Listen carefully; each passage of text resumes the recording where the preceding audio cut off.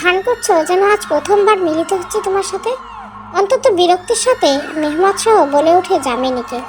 16 বছরের যামিনী বদ্ধ চোখ জোড়া থেকে অলক্ষে দুফোঁটা অশ্রু গড়িয়ে পড়ে। বয়সটা তখন প্রায় 15 ছুঁই ছুঁই ছিল যখন তার বাবু মশাইয়ের সাথে তার বিয়ে হয়। সদ্য কৌশলের বাতাস লাগা যামিনীকে নিজের জন্মলগ্ন থেকে পরিচিত হিন্দুত্ব সংস্কৃতিকে ভুলে আপন করে নিতে হয়েছিল এই নবপৃথিবীতে। মুসলমান হলেও যে বাবা মায়ের কর্মদোষ বড় হতে হয়েছিল হিন্দু পরিবারে। যদিও আপনটা সে একাই শ্বশুরালয় করেছিল, শ্বশুরালয় তাকে নয়। এ বাড়িতে প্রথম দিনে দূর দূর করে বিদায় করে দেয় তাকে সকলে। ভালো জায়গায় থাকলেও স্বামীর ভিটেতে স্থান হয়নি তার। না, ঠিকঠাক স্থান পেয়েছিল স্বামীর পক্ষে। আল্লাহর নিকট কত প্রার্থনার পর মেহমাদ শাহকে মনের শয্যায় ও বাহুতে জায়গা করে নিয়েছে সে, কিন্তু স্বামীর ভিটে বা শ্বশুর গৃহে আজও স্থান হয়নি তার। সেই রক্ত ভেজা দিনটি আজও মনে পড়লে অস্থির হয়ে ওঠে যামিনী। সেদিনের ঝুড়ো হাওয়াতে গোটা জীবন বদলে গিয়েছিল যামিনী। আহা, কি দুঃস্বপ্নময় সেই দিনটি! কি হলো চন্দ্রমল্লিকা, কথা বলছো না কেন বেগম? আমার সুকেশিনী, আমার তেজস্বী চন্দ্রিমা, আমার সোনামুখী পাখির মুখখানা মলিন কেন গো আজ? ঘোর ভাঙ্গে যামিনীর, তীব্র আক্ষেপ নিয়ে শুধায়। মেহনুর বাবুকে বুঝি এমনভাবে ডাকবেন বাবু মশাই, এমন আদর মিশ্রিত গলাতে? বিশ্বাস করেন আমার দেহ যেন হাজারটা সাপ কামড়ে যায় কথা ভাবতে। মেহনুর বাবুকে কেন বিয়ে করতে হবে আপনার? আমি সাথে সাথে ক্রোধান্বিত হয়ে যামিনীর থেকে ধাক্কার সহিত ছিটকে সরে গেল মেহমাদ সহ। চোখ মুখে তার আক্রোশ। তোমার এত বড় আসপদ্দা যামিনী, তুমি আমার সিদ্ধান্তকে প্রশ্ন করো? আমার সিদ্ধান্ত? ভুলে যেও না, আমি এই শেরপুরের কর্তা ধর্তা সব। এই শেরপুরের জমিদার মেহমাদ শাহ আমি। আমার স্ত্রী হয়েছে বলে আমার নিকট জবাব দিতে চাওয়া ভুল করবে না। হনান করে বেরিয়ে যায় মেহমাদ। যাওয়ার আগে ঠাস করে দরজা লাগাতে বাদ যায় না। যামিনী বিবস্ত্র অবস্থায় হাত পা গুটিয়ে কাঁদতে শুরু করে। কাঁদবে নাই বা কেন? এই রূঢ় গম্ভীর মানুষটা যে একান্তই তার হওয়ার কথা ছিল, শুধু তার মাঝে আবদ্ধ থাকার কথা ছিল। তবে কেন আসবে নূর নামক কোনো রমণীর মেহমাদ শহরের আঙ্গিনায়? তার হৃদয়টা যেন ছিন্ন বিচ্ছিন্ন হয়ে যায় এই পুরুষটির সাথে অন্য কারো নাম জুড়লে। কি করে মেনে নিবে যে তার একান্ত নিজের প্রিয় মানুষটি বিগত দিনগুলো রাত্রি যাপন করেছে অন্যত্র, অন্য কারো শয্যায়? তার জামিনের সমাপ্তি নয়, নবভোরের শুরুয়াতে কি এক যন্ত্রণা করা এক বিস্ময়টা, যার স্পর্শে সে শিখত। সে কখনো কাউকে ছোঁয়া ভাবতেই তো ওর গা গুলায়। তাই তো যেই মানুষটার ছোঁয়া তাকে আগে পাগল করতো, আজ গা ঘিন ঘিন অনুভূতি হচ্ছে। ভোরবেলায় মুরগির ডাকে ঘুম ভাঙে যামিনীর। শাড়িটা ঠিকঠাক করে গায়ে জড়িয়ে বিশালাকার বারান্দায় যেয়ে দাঁড়ায় সে। আনমনে বিড়বিড় করে, রজনী রেশ এখনো কাটেনি ধরনের আকাশের বুক থেকে, অথচ আকাশের বুক থেকে এই যামিনী রেশটা কেটে গেছে পুরোপুরি। ফোঁস করে এক শ্বাস ফেলে রমণী। ঠিক তখনই আজানের শব্দে মুখরিত হয় পরিবেশ। সেই সাথে কক্ষে প্রবেশ করে যামিনীর সেবায় নিয়োজিত দাসীরা। যামিনীর খাসবাদী দিলরুবা কিছু একটা আঁচ করতে পেরে তার মুখশ্রী দেখে, তাই দাসীর উদ্দেশ্য করে বলে ওঠো, তোমার বেগমের উজুর পানির ব্যবস্থা করো হামারখানায় যে। দাসীরা মাথা বাঁকিয়ে বেরিয়ে পড়ে নিজের কাজ করতে। দিলরুবা উদ্বিগ্ন কণ্ঠে প্রশ্ন করে, বেগম, আপনাকে কেমন যেন চিন্তিত উদাসীন দেখছি, কোনো সমস্যা? আমার সমগ্র উদ্বিগ্নতার কারণ তো জানোই দিলরুবা। মেহনুরকে তোমরা চিনোই, তবে কেন জিজ্ঞাসা করে পোড়ান বাড়াচ্ছ? নাউজুবিল্লাহ, আমার আল্লাহ সাক্ষী বেগম, আমার মনোবাসনে এমনটা ছিল না। আপনি নিরাশ হবেন না, আল্লাহর কাছে চান, আল্লাহ পরম করুণা পায়, নিশ্চয় আপনাকে খালি হাতে ফেরাবেন না। তার কাছে পাওনা চাইতে যাচ্ছে দিলরুবা। বেগমের উজুর ব্যবস্থা হয়ে গেছে। একজন দাসী কথাটা জানাতে আর দেরি করে না যামিনী। আজ বহু কথা বলার আছে, বহু অভিযোগ তার আছে তার এই পালনকর্তার সঙ্গে। উজু করে যা নামাজ পড়ে মোনাজাতে বসে যামিনী আল্লাহর নিকট ভারাক্রান্ত কণ্ঠে বলতে শুরু করে, আল্লাহ, আমি জন্ম হতে কতটা অসহায় তুমি জানো। আমার না ছিল বাপ মাপ, না ছিল সঠিক জাত ধর্ম। বাজারে নামতে চলেছিল আমার দেহ, তবুও তোমার চরম করুণায় আমি জমিদার মেহমাদ শাহকে পেলাম নিজের ঢাল রূপে। অবশেষে কালো বেগুনের বিয়ে হলো, তোমার পাওয়া হলো, স্বামীর মন জোগানো হলো। কিন্তু আল্লাহ, তুমি আবার এই কোন কঠিন পরীক্ষায় ফেলছো আমায়? মেহনুর নামক ঝড়কে আমি নিঃস্ব করে দিও না আল্লাহ, পানাহ দাও আমায়, তোমার রহমত পানাহ। কারো পদাচরণে আওয়াজে মোনাজাতে সমস্ত করে জায়নামাজ ভাঁজ করে উঠে দাঁড়ায় যামিনী। তাকে দিলরুবা উৎসুক গলায় বলে ওঠে, বেগম, জমিদার বাবু ফোন করেছেন, আপনাকে তৈরি হতে বলেছে নবাব বাড়িতে যাওয়ার জন্য। আজ থেকে সেখানেই সেই বাড়িতে জমিদার গিন্নি হয়ে থাকবেন আপনি। জামিনে অবিশ্বাস্যকর লাগে দিলরুবার কথা। সত্যি বলছো তুমি দিলরুবা? আমি নবাব বাড়িতে থাকবো এখন থেকে? অবশেষে নবাবের হৃদয়ের সাথে বাড়িতেও ঠাঁই হবে আমার। মেহনুর নামক কোনো যুবতী আর আসবে না আমাদের মাঝে। আলহামদুলিল্লাহ, আলহামদুলিল্লাহ। হাজার হাজার ধন্যবাদ তোমায় আল্লাহ। উৎফুল্ল হয়ে নিজের সিন্ধুক রাখা সোনার দুটো হার দিলরুবার হাতে ধরিয়ে দিল। মসজিদে এই হারের মূল্যের পরিমাণ অর্থ দিয়ে দিও, আর অন্য হারটি তোমার নিজেদের মধ্যে বিলিয়ে নিও। অবশেষে পালকি উঠে যামিনী, আসলে ঠিক পালকি নয়, ঘোড়ার মতো করে নিজের বাজিতদের ও সখানেক দেহরক্ষীর সাথে নবাব বাড়ির দিকে রওনা দেয়। যেতে যেতে মাথা বাহির করে যতদূর দেখা যায় পরিচিত এই বসত ভিটাটা দেখে কিশোরী। জঙ্গলের মাঝখানে এই বাড়ি, খুব সম্ভব জমিদার পরিবারের পশু শিকারের প্রয়োজনে ও বিলাসিতার প্রতীকরূপে এর স্থায়িত্ব। পরিবারের বিরুদ্ধে না যেতে পারে তাকে এখানে নিরাপদ স্থানে দেয় মেহমান। অনেকটা সময় যাত্রা শেষে গাড়ি থামে। দিলরুবা ইশারায় জিজ্ঞাসা করে সে থামার কারণ। দিলরুবা মাথা বের করে দেখে অস্থির চিত্তে জবাব দেয়, এসে পড়েছি আমরা নবাব বাড়িতে। এর মাঝে মেহমান সহ রাজবাড়ি কণ্ঠে হাত এগিয়ে দিয়ে আদেশ করে, নিচে নেমে এসো চন্দ্রমল্লিকা। তার কণ্ঠ শুনে দিলরুবা চোখ নামিয়ে ফেলে। জামিনী স্বামীর হাত ধরে গাড়ি থেকে নামে। নিজের প্রিয় মানুষটির হাত দুই হাতে আঁকড়ে ধরে আবেগসিক্ত চুমু খায়। ধন্যবাদ বাবু মশাই, অনেক অনেক ধন্যবাদ। মেহমাছের চেহারা তখনও শক্ত, তবে কালো বস্ত্রে আবৃত এই নারীটিকে কোনো কালে সে উপেক্ষা করতে পারে না, বিশেষ করে এই রমণীর সুরমারাঙ্গা নয়ন যুগলকে। তাই কোনো রকম উচ্চারণ করে জামিনীকে নিয়ে বিশালকার দালান বাড়িতে দিকে হাঁটতে শুরু করে। দরজার সম্মুখে অপেক্ষারত আপাতমস্তক ঢাকা সাদা হিজাব আবৃত একজন মধ্যবয়স্ক নারী মেহমাছরা তার সম্পর্কে দাঁড়িয়ে বলে, আম্মা যান, এই আমার চন্দ্রমল্লিকা। এই চন্দ্রমল্লিকার সমস্ত দায়িত্ব আপনার হাতে দিলাম। এই নবাব বাড়ির সকল রীতিনীতি শেখানো ও যোগ্য জমিদার গিন্নি রূপে গড়ে তোলার দায়িত্ব আপনার। মোর্শেদা খানম মৃদু হাসলেন পুত্রের কথায়। গালের খাসটা হাসি এই বৃদ্ধ বয়সে কেমন যেন স্নিগ্ধ। যথা আজ্ঞা আমার নবাবজাদা। চন্দ্রমল্লিকা, তুমি আসো আমার সাথে। জামিনী ভীতগ্রস্ত দৃষ্টিতে তাকালো মেহমাদ সাহেবের দিকে। সেও ইশারায় সায় দেয়। জামিনী আশ্বাস পেল। দিলরুবাকে নিয়ে মোর্শেদা খাতুনের পিছন পিছন যেতে শুরু করলো। মোর্শেদা খাতুন তাকে একে একে নবাব বাড়ির সবকিছু চেনাতে চেনাতে অন্দরমহলে নিয়ে আসলেন। এটা হলো অন্দরমহল। এখানে সমস্ত জমিদার পরিবারের সদস্য, বিশেষ করে নারী সদস্যরা থাকেন। জমিদার ও পরিবারের আপন সদস্য বাদে কোনো গায়ের মারহামের প্রবেশ নিষেধ। ওই যে উপরের সবচেয়ে আলিশান কামরাটা দেখতে পাচ্ছ, ওটা মোর্শেদ সাহেবের কামরা। তার বিপরীতের পাশে থাকা বদ্ধ কামরাটা তোমার। সব ব্যবস্থা করা আছে, তুমি যাও এখন আরাম করো। জামিনী নত দৃষ্টিত মাথা ঝাঁকিয়ে সায় দেয়। তা দেখে মোর্শেদা খাতুন শক্ত কণ্ঠে উপদেশ দেয়, জমিদার বেগম, তুমি অনেক ঝড়ঝাপটা যন্ত্রণার সম্মুখীন হতে হবে। মাথা ঝুঁকিয়ে নয়, দৃঢ় কণ্ঠে চোখে চোখ রেখে নির্ভয়ে কথা বলতে হবে শেখো, কারণ এই দুনিয়ায় শক্তের সখা নরমের জম তিনি চলে যান। জামিনী তার কক্ষে প্রবেশ করে ক্লান্তির শ্বাস ফেলে বোরখা খুলে বিছানায় লুটিয়ে পড়ে। তার দেহ আর সাড়া দিচ্ছে না। দিলরুবা মেঝেতে পাটি বিছিয়ে শুয়ে পড়ে। দুপুরবেলা ঘুম ভাঙে জামিনীর দিলরুবার ডাকে। এক দাসী এসে তাদের খাবার দিয়েছে। পেট পুড়ে খেয়ে নেয় উভয়ে। খাওয়া শেষে অন্দরমহলে ঘুরে দেখা উদ্দেশ্যে দিলরুবাকে নিয়ে হাঁটতে বের হয় জামিনী। একটু দূরে যেতে দেখতে পায় উঠান চৌকি পেতে বসে আছে মেহমাদ সাহেব দাদিজান ও অন্য একজন বয়স্ক নারী, সাথে এক অনিন্দ সুন্দরী যুবতী উপস্থিত। জামিনী শুনতে পায় দাদিজান বলছে, এই চালচুলোহীন আধারিয়ার বাচ্চার মেয়েকে বিয়ে করে আমার নাতিটার জীবনটা অন্ধকার হয়ে গেল। এতটুকু মেয়ে জমিদারের গিন্নির দায়িত্ব কিভাবে সামলাবে, এই ভয়ে আমার দেহ ঢুকছে। এখন অবশ্য চিন্তা নেই, তুই এসে পড়েছিস না মেহনুর, এখন সব ঠিক হয়ে যাবে। তা আবার হবে না? নামটাই তো মেহনুর, মানে চাঁদের আলো। তুমি আমার ছেলের জীবন আলোকিত করে দিবে। আল্লাহ তোমার সুখী করুক, শত রাজপুত্র রাজকন্যার মা করুক বলে পাশে থাকা বয়স্ক নারীটি মেহনুর নামক যুবতীর ললাটে চুমু খেল। জামিনীর পায়ের তলা থেকে জমি খসে গেল। তবে কি মেহনুর নামক ঝড়টি এখনো বিদায় হয়নি তার ও বাবু মশাইয়ের জীবন থেকে? বরং আরো ধেয়ে আসছে। এখন বাবু মশাই আশ্রয় হারিয়ে কোথায় যাবে জামিনী? তো 15 বছরের জামিনী নিজেকে রক্ষার্থে 3 কবুল বলে আপন করে নিতে হয়েছিল প্রায় দ্বিগুণ বয়সী মেহমাদ শাহকে। তবে মেহমাদের রাগান্বিত মুখশ্রী তাকে ভাবাচ্ছে, তাহলে কি সেও অর্থহীন এক সম্পর্কে জড়িয়ে পড়লো?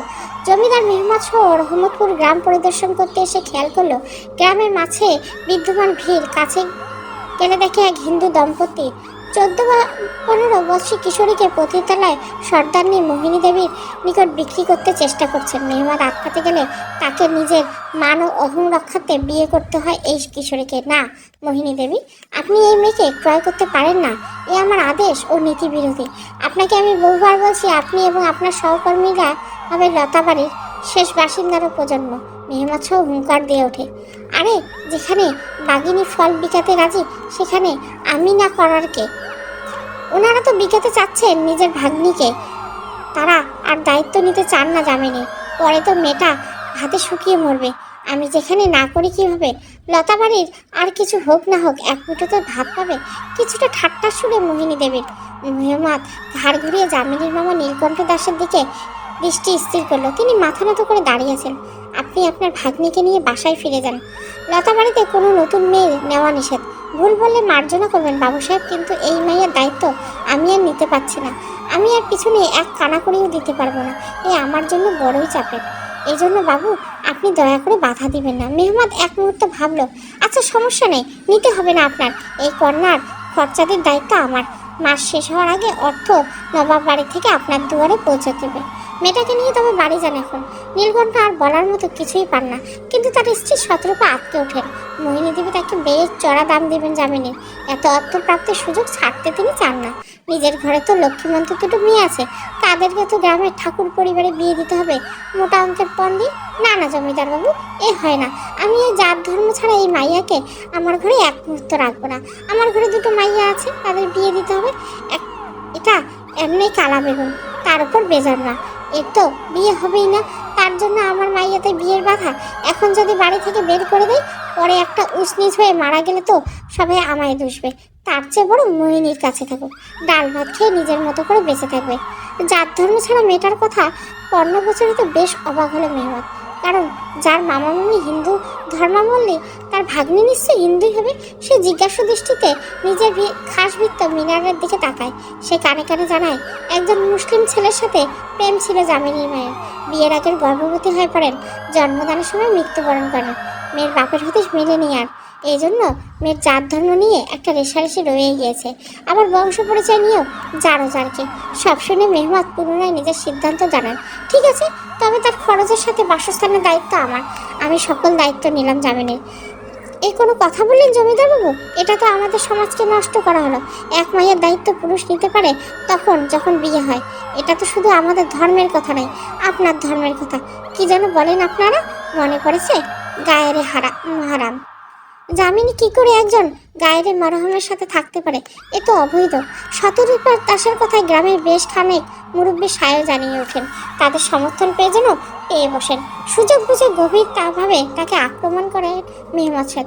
বলি, আপনার যদি এতই দরদ হয় এই অপকর্মের জন্য যে বিকাতে দিবেন না, তবে নিজে বিয়ে করে নেন না জামিনীর। দেখি আমরা। মুখে চওড়া হাসি ফুটে ওঠে শতরূপা। তিনি জানেন যতই হোক জমিদারের একমাত্র পুত্র তার কিছুতেই হাত বাড়াবে না এই জাতপাতহীন কৃষ্ণবর্ণের কিশোরের দিকে। বিবাহ বন্ধনে তো বেশ দূরের কথা। এদিকে মেহমাদ শাহ ক্রুদ্ধ। সে ভেবে পাচ্ছে না সামান্য এক চাষার স্ত্রী তার সম্মুখে এত দুঃসাহসিকতা দেখানোর সাহস কি করে। রাগে রীতিমতো গলা চেপে ধরতে মন চাচ্ছে, তবে মেহমাদ শাহ তা করলেন না। রাগী হলো শীতল মস্তিষ্কের পুরুষ। সে খুব ভালো করেই জানে জোর দেখিয়ে আর জিতলে গ্রামবাসীর মনে তার জন্য ভীতি থাকবে না, কিন্তু তার আগে সেই অহংমান আর ঠাটবাট থাকবে না। মিনার কাজী আর মৌলানা সাহেবকে ডাকা হলো। আজ এই মুহূর্তে জমিদার নবাব মেহমাদ সাহেবের বিয়ে হবে নীলকণ্ঠ দাসবাবুর বোনের মেয়ের সাথে। মেহমাদ শাহর আহ্বানে চলে আসলেন মৌলানা সাহেব। তিনি পরিস্থিতি বিবেচনা করে প্রথম, তারপর মুখ খুলেন, দেখো জামিনীর বাপ যেহেতু মুসলমান, সেহেতু চলিত রীতি অনুযায়ী সেও মুসলমান। কিন্তু এতকাল একটা হিন্দু পরিবারে সে বেড়ে উঠেছে ইসলামের কোনোরূপ ধরাছোঁয়ার বাইরে। তাই আমার হিসাব নিকাশ অনুযায়ী তার আবার ইসলাম ধর্ম গ্রহণ করা উচিত। তবে ইসলাম ধর্ম গ্রহণ করতে হবে মন থেকে, বিয়ে করার জন্য নয়। এখন মা জামিনী, তুমি জানাও তোমার সিদ্ধান্ত। বলো মেয়ে, কি চাও তুমি? গম গম কণ্ঠে প্রশ্ন করে মেহমাদ শাহ। জামিনীর সিদ্ধান্ত নিবে আর কি? থরথরে কাঁপছে বিপদ আশঙ্কায়।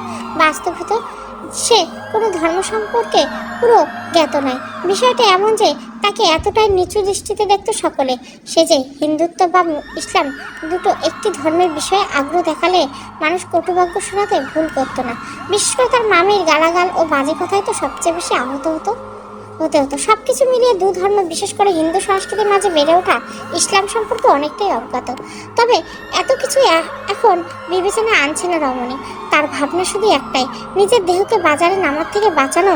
আর না ভাবনায় নিজেকে ব্যস্ত করে সে চোখ মুখ খিচে জবাব দেয়, আমি রাজি, আমি আমার ইসলাম ধর্ম গ্রহণ করুন। তবু এই নরক সর্দারনির কাছে একা ফেলে যাবেন না বাবু মশাই। অবশ্য মৌলানা সাহেবের হাত ধরে জামিনে পুরোনায় ইসলাম ধর্ম গ্রহণ করেন এবং গোটা গ্রামকে সাক্ষী রেখে স্ত্রী হয়ে ওঠে জমিদারের। তবে আদৌ কি বিবাহ বন্ধন কোনো মূল্য আছে? এই বিয়েতে মুখে হাসির ঝলকানি শুধু মৌলানা সাহেবের আর জামিনীরে। মেহমাদের মুখশ্রী বিক্ষুব্ধ, গ্রামবাসীর চোখে অস্পষ্ট এক অসন্তুষ্টি আছে, কারো চোখে আবার ঈর্ষা। আর শতরূপা আর নীলকণ্ঠ দাস, তাদের চেহারায় তীব্র আক্রোশ, অসন্তুষ্টি ও হতাশা সদ্য বিবাহিত দম্পতির প্রতি। আসলে এত মোটা অঙ্ক হাতছাড়া হলে কে বা আনন্দিত হবে? যতই সেই অর্থের বিপরীতে এক মেয়ের জীবন নষ্ট হোক, নিজের কন্যা হোক তো আর না। মেহমাদ শাহ জামিনীকে গাড়িতে বসে আদেশ করেন, রমণীকে কাঠপুতুলের মতো সেই আদেশ পালন করতে হয়। যুবক ফিরে এসে নীলকণ্ঠ দাসের একদম কাছে এসে দাঁড়ায়। বুক কাঁপছে নীলকণ্ঠ দাসের। আপনার স্ত্রী অনেক সাহস দাস সাহেব। জমিদার নবাব মেহমাদ সাহেবের সাথে মুখে মুখে কথা বলে, তর্ক করে, আপত্তি করে। পৃথিবীতে প্রতিটা জিনিসের একটা মূল্য আছে সাহেব, যা সবাইকে দিতে হয়। আপনার বউয়ের সাহস প্রদর্শনের জন্য একটা মূল্য আছে। আপনি আজ থেকে 4 বছর অবধি আমার কোনো জমি ভাড়া নিতে পারবেন না, আর ভিটে মাটি ভাড়া দিবেন প্রতি মাসে দ্বিগুণ হারে। আর যদি এই মূল্য দিতে না চান, তবে তালাক দিয়ে আপনার স্ত্রীকে শ্বশুর গিয়ে রেখে আসুন। এখন দূর হন আমার নজর সামনে থেকে, অন্যথায় আমার আক্রোশ করলে না সমাপ্তি হয় আপনার। শেষ বাক্য দুটো বেশ চেঁচিয়ে বলল মেহমাদ শাহ। ভীতগ্রস্ত হয়ে মাথা নত করে ফেলে গোটা গ্রামবাসী। মাথায় আকাশ ভেঙে পড়ল দাস দম্পতির। নীলকণ্ঠ দাস ও শতরূপা দাস উত্তেজিত ভাড়াকণ্ঠ গলায় মার্জনার আবেদন করতে শুরু করলেন, হুজুর মাফ করেন, আমাদের এত বড় শাস্তি দিবেন না। বাচ্চাদের নিয়ে না খেয়ে মারা ছাড়া কোনো উপায় নেই। দয়া করুন জমিদার বাবু, দয়া করুন। তাদের প্রবাহমান নোনা জল কান্না, উৎকণ্ঠা, আকুতি সর্বটাই কর্ণকোহর হয় না মেহমাদ সাহেব। তবে যে যুবকের জন্য এক শ্রুতিমধুর ধ্বনি, যা তাকে শান্তি দিচ্ছে, যার প্রমাণ তার মুখশ্রী উদিত বাঁকা হাসি, নির্বিকারভাবে স্মিত হাসির সহিত গাড়িতে উঠে সে জামিনে আর মনে বিড়ি বেড়ায়। কি নিষ্ঠুর আপনি বাবু মশাই। এক কান দুকান হতে হতে নবাব বাড়িতে পৌঁছে গেল মেহমাদ ও জামিনীর বিয়ের খবর। মেহমাদের দাদিজান বেগম লুৎফুন্নেসা রাগের সাথে তত্তর করে বাড়ছে প্রেশার। নার্স রুমি তার পাশে বসে তাকে সান্ত্বনা দেওয়ার চেষ্টা করছে। জমিদার নবাব আলিউল শাহ ও ছেলেসহ ড্রাইভার দেহরক্ষী মিনারকে বারবার কল দিচ্ছেন, কিন্তু প্রতিবারে একই উপায়ে প্রত্যাখ্যান। ফোন বন্ধ করে রেখেছে সকলে। পুত্রের এমন কুকর্ম শুনে মুখে আঁচল চেপে কাঁদছেন মেহমাদ সাহেবের মা বেগম নূরবাহার। তার যে বহু ইচ্ছে ছিল ভাতুষপুত্র আয়েশা অথবা ননদের কন্যা থেকে একজনকে পুত্রবধূ করে আনার। শান্ত শুধু নবাব পরিবারের একজন, তিনি হলেন মোর্শেদা, মেহমাদ সাহেবের প্রিয় আম্মাজান। অবশেষে অপেক্ষার অবসান ঘটিয়ে মেহমাদ সাহেবের আগমন ঘটে অন্তর্মহলে। সবাই খুব নিজ স্থান থেকে উঠে দাঁড়ায় তাকে দেখে। নবাব পরিবার সকলে মেহমাদ সাহেবের প্রশ্নবিদ্ধ করার তার পূর্বে কিশোরী তথা জামিনী ছোট ছোট পদাচরণের পাশে এসে দাঁড়ায় স্বামী। নবাব আলিউল শাহ চিৎকার করে জিজ্ঞাসা করে, এসব কি শুনছি আমি মেহমাদ? এই মেয়ে কে তোমার সাথে? বেগম নূরবাহার তো জামিনীর প্রথম দর্শন পেয়ে এতটা স্তম্ভিত হতাশ হন, তিনি দাঁড়ানো থেকে ধপস করে বসে পড়েন নরম শিমুল তুলার গদির উপর। ঝরঝরিয়ে কেঁদে পড়েন। কি হলো, তুমি উত্তর দিচ্ছ না কেন মেহমাদ? তোমার বাবা কিছু জিজ্ঞাসা করছে? জি আব্বা হুজুর, আমি বিয়ে করছি এই মেয়েকে, সে এখন ধর্মীয়ভাবে আমার স্ত্রী, এই নবাব বাড়ির পুত্র। খবরদার মেহমাদ, ওই কথা মুখ দিয়ে উচ্চারণ করো না। এই চালচুলোহীন কালী কখনো নবাব বাড়ির পুত্রবধূ হতে পারে না। চালচুলোহীন কালো রং একবার মানলাম, কিন্তু জারজো ও জাত ধর্ম ছাড়া এক মেয়ে হবে আমার নাতির পুত্রবধূ? আমার শের, আমার রাজপুত্র এই কাজ করবে? এখনো বিশ্বাস হচ্ছে না। ছি! বেগম নূরবাহার কাঁদতে কাঁদতে শুধলেন, না আম্মাজান, মেহমাদের কি দোষ? সব দোষ আমাবস্যা কন্যার। নিশ্চয় মন্ত্রতন্ত্র করে আমার বাঘের মাথাটা খেয়েছে। সবাই নিজের মতো কথা শুনিয়ে যাচ্ছে মেহমাদ শাহ ও বিশেষ করে জামিনীকে। কারণ দোষ দুজনের হোক না কেন, সমাজ নারীরই দোষ আগে দেখবে। জামিনী ভয়ে কুকড়ে যেয়ে মেহমাদের গা ঘেঁষে দাঁড়িয়ে আছে। মেহমাদ নির্লিপ্তভাবে বিনা কোনো শব্দে সকলের অভিযোগ গঞ্জনা তিরস্কার গ্রহণ করে নিচ্ছে। পরিশেষে অন্তত শীতল কণ্ঠে সে বলল, বিয়েটা হয়ে গেছে আব্বা হুজুর, দাদিজান, আম্মিজান। ইচ্ছাকৃতভাবে না হোক, হয়েছে তো। এই কন্যার দায়িত্ব অস্বীকার করা আমার পক্ষে সম্ভব নয়। তাই আপনারা অনুগ্রহ করে আমাদের ভুল ত্রুটি ক্ষমা করে আমাদেরকে গ্রহণ করুন। কোনোদিনও না এই স্ত্রীলোক এই বাড়িতে আমি প্রবেশ করতে দিব না।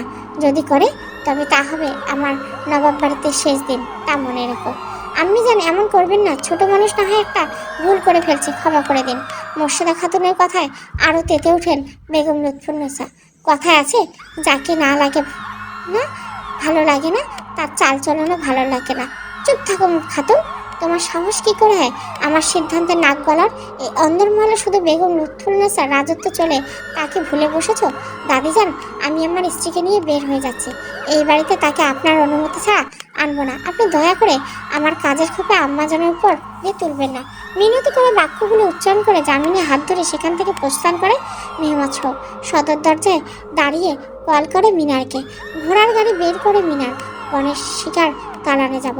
তার কল কাটার একটু বাদে চোখের সম্মুখে উপস্থিত হয় ঘোড়ার গাড়ি। জামিনী হতভম্বের মতো দাঁড়িয়ে থাকতে দেখে মোর্শেদ সাহেব ভুরু নাচিয়ে জিজ্ঞাসা চাউনিতে নিক্ষেপ করে। জামিনী তাড়াতাড়ি ডানে বাঁয়ে নিয়ে গাড়িতে চড়ে বসে যুবক নিজেও ঘোড়া গাড়ি সমেত গভীর নীরবতার মধ্যে চলতে শুরু করে নিজের গন্তব্যের দিকে। আগরবাতি হাসনি হিংসা আতরের গন্ধে মুখরিত আলিশান কক্ষে লাল বেনারসি পরে বসে আছে জামিনী। এই দালানে আসতে তাকে দাসীদের দায়িত্ব দিয়ে যায় মেহমাদ সহ। দাসীরা তাদের বিয়ের কথা হয়তো আগের থেকে জানতো, তাই তাকে হাম্মামখানায় নিয়ে যেয়ে দুধ চন্দন দিয়ে গোসল করিয়ে দামি বস্ত্রে অলঙ্কারে সাজিয়ে তুলে তাকে বিছানায় বসিয়ে দেয়। যাওয়ার আগে এক বাদে দিলরুবার কানে কানে ফিসফিসিয়ে বলে, বেগম, আজ প্রথম রাত্রি আপনাদের। শুনেছি আপনাদের পরিবার না জানিয়ে বিয়ে, নিঘাত তবে প্রেমের বিয়ে। এই প্রথম প্রদর্শনে মন আটকে করে নিয়ে জমিদার বাবু, না হলে খুব দ্রুত আশ্রয়হীন হয়ে পড়বেন নবাব পরিবারের কার্যকলাপ। জামিনীর গলা শুকিয়ে যায়। সে খুব করে বলতে চায়, না, প্রেমের বিয়ে না, জোর জবস্তির বিয়ে। হয়তো মূল্যহীন এক বিয়ে, না আছে রূপ, না আছে বংশ পরিচয় বা ভালো ইতিহাস। তবে নবাব যেখানে কি করে জোগাবে? তার ভাবনার মাঝে নবাব দরজা খুলে প্রবেশ করে কক্ষে। হাতে থাকা ছোট্ট সিন্দুকটি টেবিলে রাখতে রাখতে প্রশ্ন করে, নাম কি তোমার কিশোরী? মাত্র এইটুকু কথাতে আশঙ্কা ও ভীমিতি লোম দাঁড়িয়ে যায় রমণীর। কাঁপা কাঁপা কণ্ঠে উত্তর দেয় জামিনী। মেহমাদ এগিয়ে আসে বিছানার দিকে। জামিনীর বিছানার মোলায়েম চাদর শক্ত করে আঁকড়ে ধরে ত্রাসে। তার শ্বাস প্রশ্বাস বেড়েই চলছে অতি বিলম্বে। যুবক তার দিকে ঝুঁকে চিবুক ধরে মুখ বুঝিয়ে বলে ওঠে, তোমাকে আমি চন্দ্রমল্লিকা করে ডাকবো। চন্দ্রমল্লিকা? এতটাই নিকটবর্তী বাবুমশাই যে তার প্রতিটি নিঃশ্বাস ছিটকে পড়ছে জামিনীর মুখশ্রীতে। শীত দাঁড়াবে, শীতল স্রোত চলে যায় তার। অস্ফুট স্বরে উচ্চারণ করে, চন্দ্রমল্লিকা? হ্যাঁ, কোনো আপত্তি আছে তোমার চন্দ্রমল্লিকা? ছোটোখাটো চোখ করে তাকায় মেহমাদ জামিনীর দিকে। কিশোরী নিজের মামামামির হাল মনে করতে মাটিতে লুকিয়ে পড়ার দশা ভীতিতে। না না বাবুমশাই, আমার কোনো আপত্তি থাকবে কা? আমার কোনো সমস্যা নেই, আপনি যেই নামে ডাকেন। ওই সিন্ধুকে হীরের ও স্বর্ণের দুটো হার আছে, মেহরানা স্বরূপ সামনে রাখো। নিরুত্তর জামিনী মেহমাদ সহ ভীত ক্রান্বিত হয়ে পড়ে উপেক্ষিত হয়ে রমণীর শীর্ণ বাহু শক্তভাবে ধরে পালঙ্ক থেকে টেনে হিঁচড়ে নিচে নামায়। ডান হাত পিছনে মুচড়ে নিজের বুক বরাবর মিশিয়ে দাঁড় করায় যুবক। হিসিয়ে বলে, আর কোনোদিন এক মুহূর্তের জন্য আমাকে উপেক্ষা করার সাহস করবে না, কোনোদিন না। আমি জমিদার নবাব মেহমাদ সহ এই ধরনের বুকে দাঁড়িয়ে আমাকে অবজ্ঞা কিংবা প্রশ্নবিদ্ধ করতে পারে না কেউ। মেহমাদ সহ উপেক্ষা করার অর্থ নিজের সর্বনাশ নয়, ধ্বংস ডেকে আনা। ধ্বংস, বুঝেছ? জামিনী উত্তর কি দিবে সে ঘটনার আকস্মিক বিষয়ভিভূত উদ্দাসতে তার গা ঠান্ডা পড়ে গেছে। তার হৃৎপিণ্ড থেকে নিগত ধুকপুক শব্দটা যা প্রকাশ করে দিচ্ছে, মেহমাদ সাহেবের জন্য এই ধুকপুকানি যেন মহা ওষুধে হলো। সমুদ্রের প্রকাণ্ড ঢেউয়ের মতো হারিয়ে যায় সেভাবে বিদ্যমান সব, তেমনভাবে সব ক্রোধ মিলিয়ে যায় বায়ুতে। নিজের রোশনালের বিনাশ সূচনা ও সীমাকে আজও নিয়ন্ত্রণ করতে পারল না যুবক।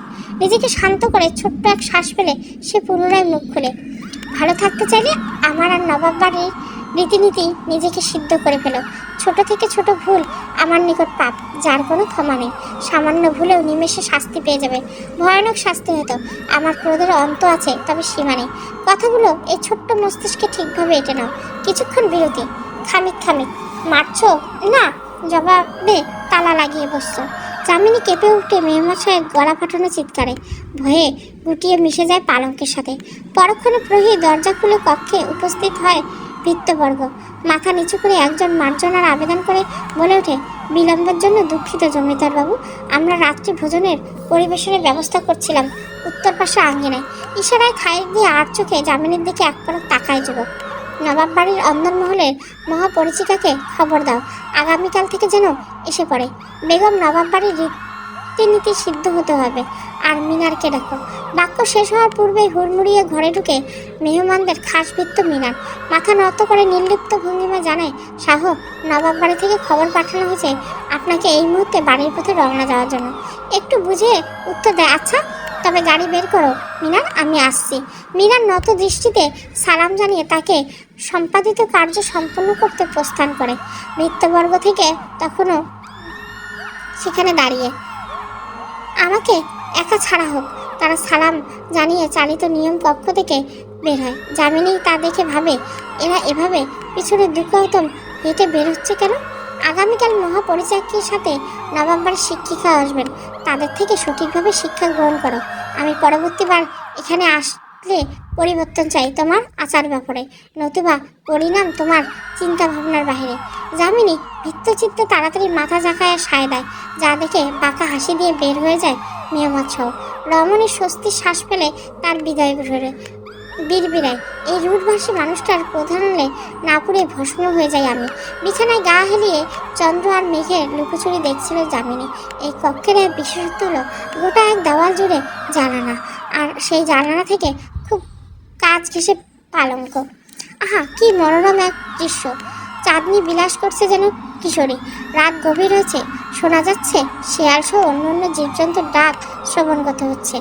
এমন কালে দরজায় কড়াঘাত যেন। যামিনী বিছানা থেকে উঠে বুঝতে পারছে না কি করবে। এদিক ওদিক বাহিরে অপেক্ষারত। দিলরূপা অনেকটা সময় সাড়া না পেয়ে মুখ দিয়ে অনুমতি চায়, বেগম আমি দিলরূপা, আসতে পারি? জি আসেন।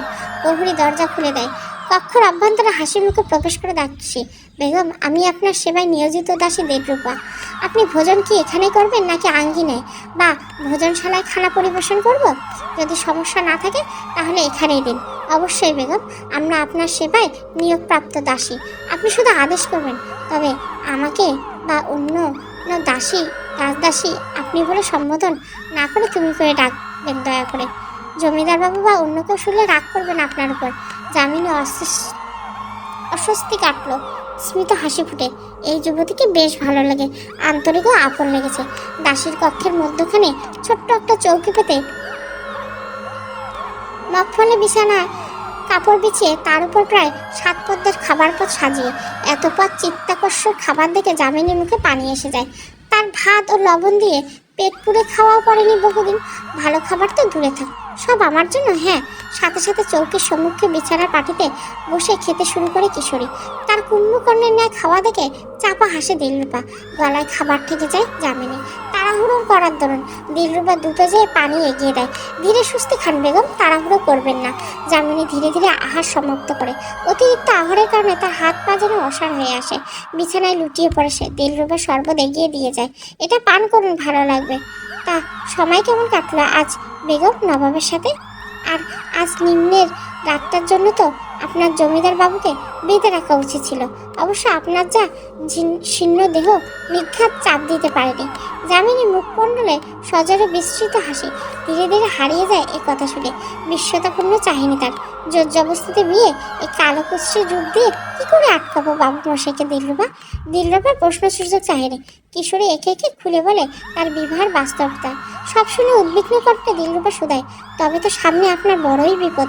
জমিদার পরিবার, বিশেষ করে বড় বেগম লুৎফুন্নেসা তো রাত দিন এক করে ফেলবে আপনাকে জমিদার বাবুর জীবন থেকে বের করতে। উনি আজ পর্যন্ত কোনো সাধারণ ঘরের স্ত্রীলোককে বেগমের গদিতে টিকতে দেননি, যতই স্বামীর সমর্থন থাক। সেখানে যদি জমিদার বাবু আপনার পাশে না থাকে তবে তো একদম আশ্রয়হীন হয়ে পড়বেন। যত দ্রুত সম্ভব জমিদার বাবুর হৃদয়ে বন্দি করুন, না হলে আপনাকে কেউ রক্ষা করতে পারবে না। যুবতীর কথা শ্রবণগোচর আতঙ্কে শিউরে উঠে যামিনী। মেহমাদ সাহেব বিবাহ বন্ধনে আবদ্ধ হয়ে এক প্রকার নিজের দেহকে তো নিরাপদ করেছেন, এবার নিজের আশ্রয়কে বাঁচাতে যুবকের মন জোগাবে কি করে? ঠোঁটে গল্প গুজবের মাঝে সারা রাত পার হলো। ফজরের আজান দিতে প্রহরী বলে উঠল, বেগম, নবাব বাড়ির মহাপরিচারিকা ও শিক্ষিকা এসেছে। যামিনী ভয়ে নিয়ে উঠে দাঁড়ায়। প্রায় কয়েক মুহূর্তে কেটে গেলেও নিজেকে বেগমের নিশ্চুপ রেখে দিলরূপা অবাক হয়েছে। বীরবেলা, কি হলো বেগম? আর কতক্ষণ দাঁড় করিয়ে রাখবেন তেনাদের? আসতে বলুন। আমি আসতে বলবো? ইশারা সায় দেয় রমণীকে তার প্রিয় দাস। সেও বিলম্ব করে শুধায়, জি আসুন। ঘরে ঢোকা দুজন আলখাল্লা পরিহিত নারী। ঘরে ঢুকতে তারা দৃষ্টি ঝুঁকে সালাম দেয়। আসসালামু আলাইকুম বেগম, আপনার শাহের বিয়ের কথা শুনলাম, অভিনন্দন আপনাকে। যামিনী উত্তর দিবে কোথা থেকে? অপরিচিত মানুষের এমন অনভ্যস্ত আচরণে নিশার হয়ে রয়েছে। তবুও দিলরূপা মৃদু ধাক্কা ও ইশারায় সে কোনো রকমে জবাব দেয়, ধন্যবাদ মহাপরিচিকা ও শিক্ষিকাকে। এইখানে আসতে কোনোরূপ সমস্যা হয়নি তো? কিশোরের প্রশ্নে এক পলক গাঢ় দৃষ্টিতে তাকিয়ে শব্দ করে হেসে দেয়। যামিনী নির্বাক, সে বুঝতে পারছে না হাসার কারণ। দেখছেন হুজুর, আপা কেন শাহ বারবার করে বলছে ঠিকভাবে তালিম দিতে। আমাদের ছোট নবাব তো একদম আনাড়ি কন্যাকে প্রসাদে তুলছে। ঠাট্টা করে উঠেন মহাপরিচারিকা। সারাদার নবাব বাড়ির শিক্ষিকা। শোনেন বেগম, নবাব বাড়ির প্রসাদের কিছু নিয়মকানুন রীতিনীতি আছে। জমিদার নবাব মেহমদ শাহের যোগ্য বেগম হয়ে উঠতে হলে এসব কিছু তালিম নেওয়া হয় এবং নিজেকে পটু করা আবশ্যক। সবার প্রথমে আপনাকে জানতে হবে পরিবারের আচার আচরণ, চালচলন, রীতিনীতি। জানতে ও মানতে হবে ইসলামের প্রতিটি বিষয়ে, বিশেষ করে নামাজ কালামের কার্যপন্থা। কথা বলার এই ধরন ছাড়তে হবে। কথাবার্তার চালচলন, আচার আচরণ থাকতে হবে মাধুর্যতা, রুচিশীল ও অভিজাত্য। আপনাকে তালিম রাত থেকে দিব। আপনি প্রস্তুত হন, আমরা প্রস্তুত আছি। ঠিক আছে জি, তবে বিদায় বেগম। মাথা নত করে স্থান ত্যাগ করেন তারা। যামিনী উদাস হৃদয়ে দরজার পাশে স্থির খাটিয়ে বসে পড়ে। চোখ জোড়া বন্ধ হয়ে আসে তার নিজের অনিশ্চয়তা ও অপরিচিত জীবনের চিন্তা করে। নোনা জল গড়িয়ে পড়ে আঁখি জোড়া হতে অচিরে। দিলরুবা বুঝতে পারে তার প্রিয় বেগমের পায়ের কাছে বসে হাত দুখানা নিজের দুই হস্তের মাঝে নিয়ে মিনতি করে, আপনি কাঁদবেন না বেগম, নিজের জান প্রাণ লাগিয়ে দিন যোগ্য হতে। দেখবেন শীঘ্রই আল্লাহ দয়ায় জমিদার বাবুর হৃদয়ে একমাত্র আধিপত্য আপনারই হবে। খানিকটা আশ্বস্ত হয়ে রমণী মনে মনে অঢল হয় নিজেকে এই নবাব বাড়ির রীতিনীতি সিদ্ধ করার উদ্দেশ্যে। মেহমদ শাহ ও তার দাদিজান তথা লুৎফুন্নেসা সম্মুখে নত দৃষ্টিতে দাঁড়িয়েছে। বেগম লুৎফুন্নেসা নিজের কাঠের বাক্সে থেকে পান পাতা বের করে তাতে জর্দা ও চুন খাওয়ার উপযোগী করেছেন। অনেকটা সময় নীরবতা থাকার পর মেহমান নিজেই জিজ্ঞাসা করেন, আমাকে কি আপনি ডেকেছেন দাদিজান? আপত্তি না থাকলে কি জন্য জানতে পারে? কিছুটা তাচ্ছিল্য মাখা হাসি ফুটে ওঠে বৃদ্ধ নারীর তেজস্বী মুখশ্রীতে। সময় হলে জানবে। আমার শাহ, বউ পেয়ে এত অধৈর্য হয়ে গেছো? দাদিজানকে প্রশ্ন করছে। বাবা, ভালো উন্নতি। নিরুত্তর যুবক। পুরো কক্ষ জুড়ে নীরবতা। শোনা যাচ্ছে শুধু জাতি দিয়ে সুপারি কাটার শব্দ। নিজের কানে ব্যস্ত থেকে প্রিয় পৌত্রের উদ্দেশ্যে মুখ খুললেন বেগম লুৎফুন্নেসা। শুনলাম ওই আধারিয়ার কন্যাকে নাকি নবাব বাড়িতে না তুলতে পেরে জঙ্গলের দালানে তুলেছ। নির্লিপ্ত ভঙ্গিমায় মেহমদ শাহ উত্তর দেয়, এই নবাব বাড়িতে একমাত্র রাজত্ব আপনার। এখানে কে থাকবে না থাকবে এর সিদ্ধান্ত অবশ্যই আপনি নেবেন। আমি আমার সিদ্ধান্ত আমি সম্পূর্ণ সম্মান করি, মানি, তাতে আমার কোনোরূপ আপত্তি করার অধিকার নেই। তিন কবির বলে পূর্ব চেতনায় এই ধরনীয় যাবতীয় সৃষ্টি রচয়িতা সহিংসাহ আল্লাহকে সাক্ষী রেখে ওই কন্যাকে নিজের ইহকাল ও পরকালের জন্য কবুল করেছি। ওই আল্লাহর পবিত্র বন্ধনে অস্বীকার করার সামর্থ্য আমার নেই। সামর্থ্য নেই স্ত্রীলোকের দায়িত্ব অস্বীকার করার। আমার সিংহ, তুমি ভুলে যাচ্ছ তুমি কে। তুমি সাধারণ ঘরে জন্মালে কোনো বালক নয়, তুমি নবাব বাড়ির জন্ম নেওয়া শাহজাদা। নবাব বাড়ি এবং গোটা শেরপুরের দায়িত্ব পালন না শুধু তোমার কাজ, গোটা বিশ্বের থেকে নবাব বাড়ি ও শেরপুরের রহস্য রক্ষা করার দায়িত্ব তোমার। আর তোমার স্ত্রী কোনো সাধারণ বধূ হবে না, তার কাঁধে তোমার সমান দায়িত্ব থাকবে। তুমি এক দফা ভাবো সেই যোগ্যতা আছে কিনা ওই কিশোরী। জানো তো, কল্পনা সঠিক না থাকলেও ক্ষমতাধর রাজাও জেতা যুদ্ধে হারে। সর্বশ্রেষ্ঠ পরিকল্পনা আল্লাহ, নিশ্চয় তার পরিকল্পনা অনুযায়ী আমাদের বিবাহ হয়েছে। এখন বিদায় দাদিজান, আসসালামু আলাইকুম। মেহমদ শাহ বেগম লুৎফুন্নেসার কক্ষ ত্যাগ করে। বৃদ্ধ নারীটির মুখমণ্ডল প্রদাহপূর্ণ। মনে মনে কল্পনা আসছে দাবার ছক থেকে অপ্রিয় পাশাটাকে সরানো। যুবক বের হলো। মিনার হুজুর তার পিছন পিছন তার কক্ষে আসে। অনেকটা খোসামদি করে নিজের কৌতূহল প্রকাশ করে সে। আচ্ছা জমিদার বাবু, আপনি তো চাইলে আমাকে বা অন্য কাউকে আদেশ করতে পারেন ওই মেয়েকে বিবাহ করতে। তা না করে আপনি নিজেই এমন বৎসুরত। নিজের মনিবের চোখে চোখ করতেই কথা সেখানে বন্ধ করে মাথা নিচু করে ফেলে মিনার। নিজের খাস বৃত্তের কথা স্মৃত হেসে গম্ভীর গলায় উত্তর দেয়, ঝামেলাটা আমার ছিল, আর ফলাফল অন্যকে ভোগ করালে আমার ক্ষমতা বোঝানো ক্ষমতা হতো না, কিন্তু সম্ভ্র ও মান নিচে নেমে যেত। আর মানুষের মাঝে বদসুদ বলে কিছু হয় না আমার মনে হয়। বেগম বেগম বেগম উৎফুল্লতা সহিত যামিনী ডাকতে ডাকতে কক্ষে ঢোকে।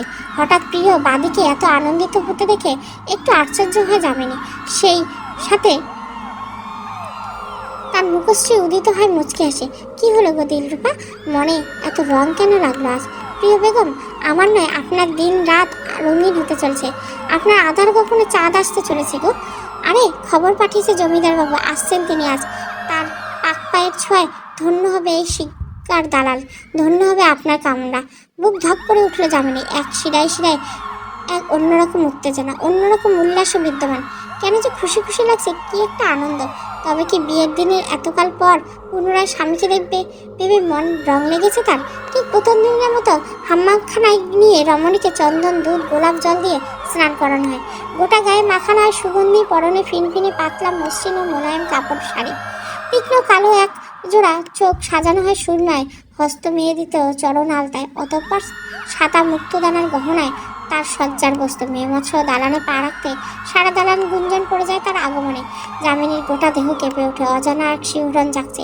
সে লাগোয়া বিশালাকার বারান্দায় বেড়া ঘেঁষে দাঁড়িয়ে বড় বড় শ্বাস ফেলতে থাকে। একটু বাদে প্রহরীর কণ্ঠ কর্ণগোচর হয়, জমিদার নবাব মেহমতসহ কামরায় আসছেন। রমণী মনে হচ্ছে এবার এই মরণ উত্তেজনা আর উল্লাসে জ্ঞান হারিয়ে ফেলবে সে। বেড়ায় ভর দিয়ে কোনো রকম দাঁড়িয়ে থেকে সেই মেহমতসহ ভিতরে ঢুকে গোটা কক্ষে চোখ বোলাতে ভুরু কুচকে যায়। যামিনী তো এখানে নেই। কিছু একটা আভাস পেয়ে বারান্দার দিকে অগ্রসর হয়। যুবক রমণীকে দেখতে পায় অবশেষে।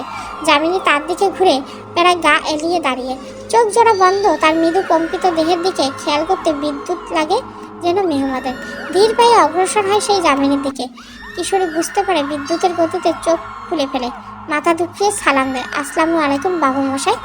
মেহমাদ কিছু না বলে তার একদম কাজ ঘেঁষে দাঁড়িয়ে চিবুক ধরে নত মুখখানা উঁচুতে করে নিজের মুখশ্রী তার দিকে এগিয়ে নিতে চেনা সংখ্যায় চোখ বন্ধ করে ফেলে যামিনী।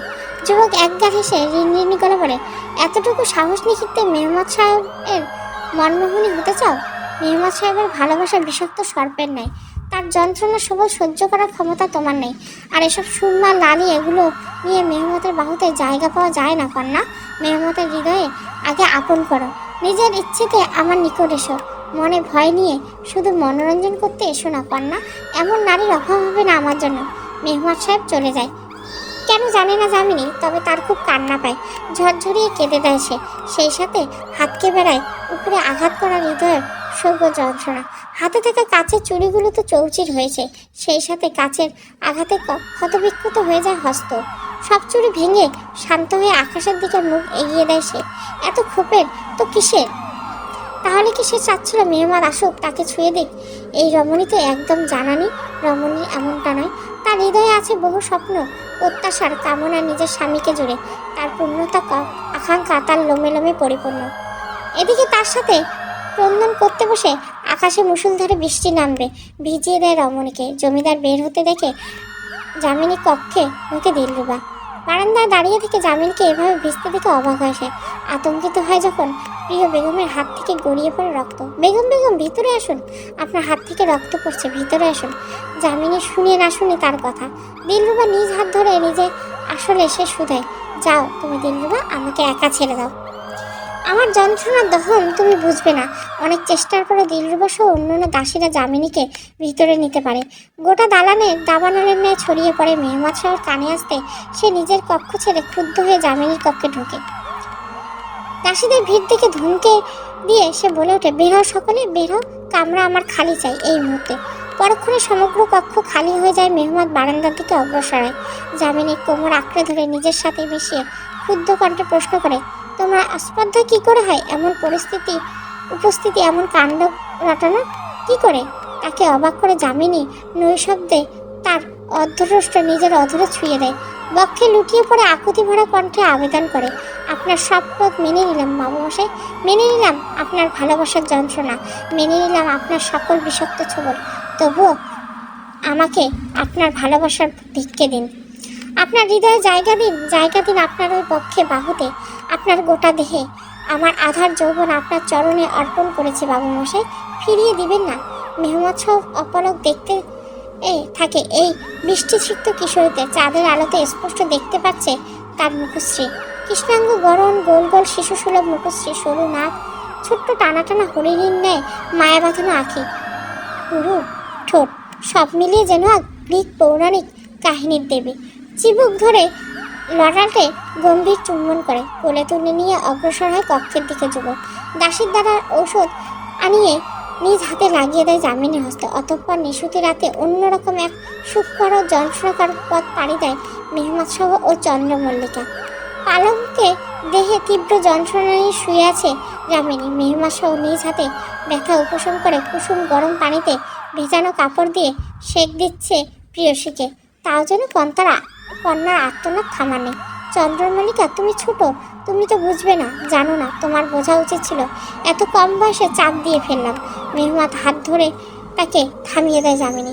তার হাত নিজের বুকে জড়িয়ে রিনরিনে বলে ওঠে, বাবু মশাই, সেই যন্ত্রণা আমার আপনার আরও কাছে নিয়ে যায়, তার সুখের আমার নিকট। তা আমায় ধন্য করে, দয়া করে নিজেকে দুষবেন না। তাছাড়া আপনি জানেন, গ্রামের সখা সমবয়সী রত্নার আরও আগে বিয়ে হয়েছিল, একটা ছেলে আছে এখন।